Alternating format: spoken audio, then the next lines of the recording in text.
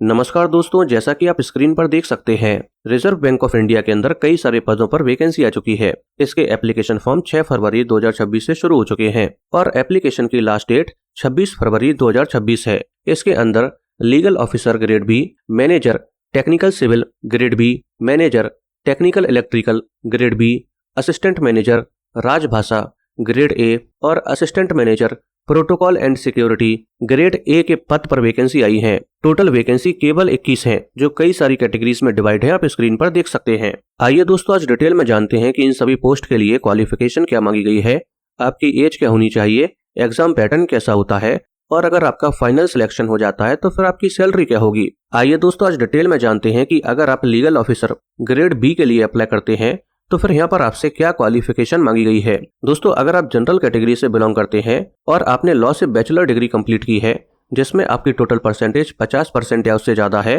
तो फिर आप एलिजिबल हैं। लेकिन अगर आप SC ST या PWD कैटेगरी से बिलोंग करते हैं तो फिर आपकी टोटल परसेंटेज 45% या उससे ज्यादा होनी चाहिए। लेकिन दोस्तों, यहाँ पर आपको इस बात का भी ध्यान देना होगा कि केवल क्वालिफिकेशन से आपका काम नहीं बनेगा। यहाँ पर आपसे एक्सपीरियंस भी मांगा गया है। सबसे पहले तो आप बार काउंसिल में एडवोकेट के रूप में एनरोल्ड हों, यानी कि आपके पास वकालत करने का वैलिड लाइसेंस होना चाहिए। जब आप बार काउंसिल में एनरोलमेंट करा लें उसके बाद आपको एक्सपीरियंस के अंदर 3 चॉइसेस दी जाती हैं। आइए उनके बारे में डिटेल में जानते हैं। पहली चॉइस है कि आपको एडवोकेट के रूप में अदालत में कम से कम 2 साल का एक्सपीरियंस होना चाहिए।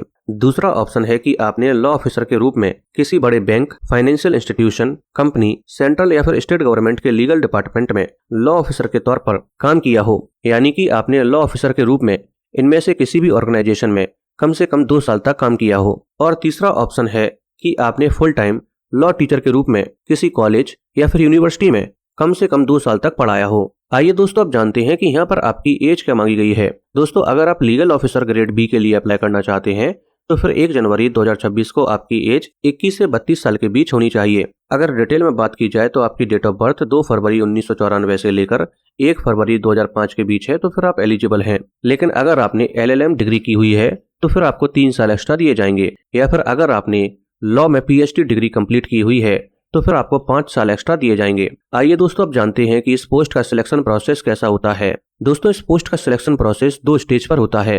पहली स्टेज पर एक ऑनलाइन एग्जामिनेशन होता है जो ऑब्जेक्टिव और डिस्क्रिप्टिव दोनों फॉर्मेट में होता है और दूसरे स्टेज पर इंटरव्यू होता है। आइए दोस्तों, इन दोनों ही स्टेज को थोड़ा सा डिटेल में जान लेते हैं। पहली स्टेज पर एक एग्जामिनेशन होता है जो ऑब्जेक्टिव और डिस्क्रिप्टिव दोनों फॉर्मेट में होता है।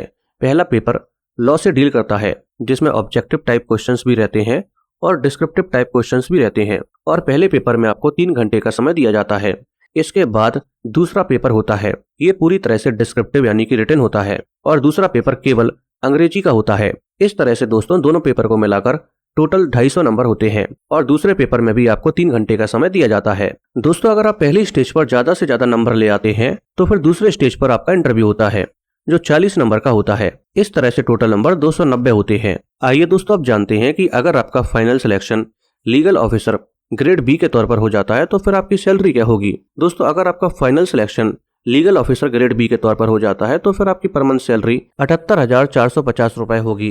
दोस्तों, अब अगर आप बाकी किसी भी पोस्ट के बारे में डिटेल में जानना चाहते हैं कि उसके लिए क्वालिफिकेशन क्या मांगी गई है, एज लिमिट क्या है, सिलेक्शन प्रोसेस कैसा होता है, सैलरी क्या है, तो फिर आप कमेंट में उस पर्टिकुलर पोस्ट का नाम लिख दीजिए। मैं उसके बारे में भी डिटेल में वीडियो बना दूंगा। और अगर आपको ये वीडियो पसंद आई हो तो वीडियो को लाइक करके चैनल को सब्सक्राइब कर लीजिए।